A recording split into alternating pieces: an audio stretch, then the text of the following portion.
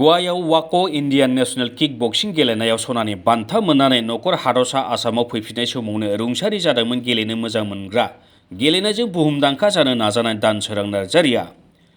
रबिबारखालि दानसोरां नार्जारिनि आंगो गामि 3 नं बालाबारियाव बिथांनि सारादुआ जालाङो।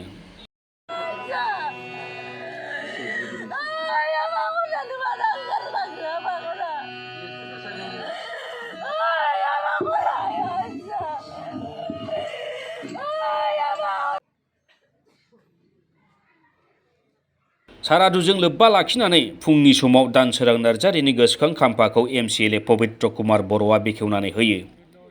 लोगोसे उत्तर बेतना गोजौ फरायसालिनि बारग' गाहाय गोरायुं बरुवाकान्त ब्रह्मआ दानसोरां नार्जारिनि मुङाव दिहुननाय गांसे बिसम्बिखौ बेखेवनानै होयो।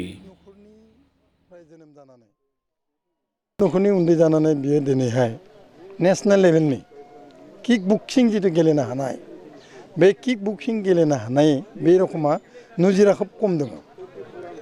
दा जोंफोर गामिनिब्लाबो आंनि फिसौला जायो। दा बे किक बक्सिं गेलेनायखौ बियो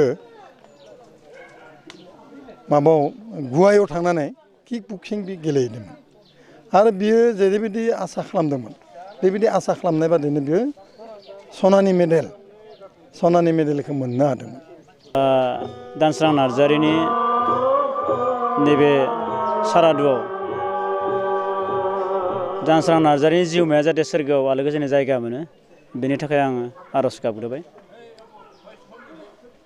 दुखुजों फोरमायनांगोन दिनैनि सानाव थांनाय 1 डिसेम्बराव 3 नं बालाबारि गामिनि किक बक्सिं गेलेगिरि जाय किक बक्सिं गेलेगिरिया गवायाव जानाय किक बक्सिं बादायलायनायाव 26 बेयाव देरहानानै गल्ड मेडेल मोननो हादोंमोन। नाथाय दुखुनांथाव बाथ्रा हरखाबै फैफिननाय समाव न' फारसे फैफिननाय समाव बिथाङा रुंसारि जायो। BJP हान्जानि हादरसायारि आफादगिरि भबेश कलिता बिथाङाबो दानसोरां नार्जारिनि सारादुआव नुजाथिफैयो। दानसोरां नार्जारिनि सारादुआव नुजाथिनानै खौरांगिरिनि सिगाङाव भबेश कलिता बिथाङा ओरैबायदि बुङो। গৰিষ্ঠ অঞ্চলৰ এটা কিক বক্সিং দল গৈ গোৱাত যি ইভেণ্ট হৈছিল তাত তেওঁলোকে পাৰ্টিচিপেট কৰিছিল। তাত পাৰফৰ্মেঞ্চো তেওঁলোকে ভাল কৰিছিল। যা নহওক ঘৰলৈ উভতি অহা থকাতে তেওঁৰ মৃত্যুমুখত সাৱটিব লগা হৈছিল। তেওঁৰ মৃত্যুত আমি অসমীয়া এজন ভাল খেলুৱৈ প্ৰতিভাৱান খেলুৱৈ হেৰুৱালোঁ। তেখেতৰ আত্মাৰ সদ্গতি কামনা কৰিছোঁ। শোকসন্তপ্ত পৰিয়ালৰ সমবেদনা জ্ঞাপন কৰিছোঁ।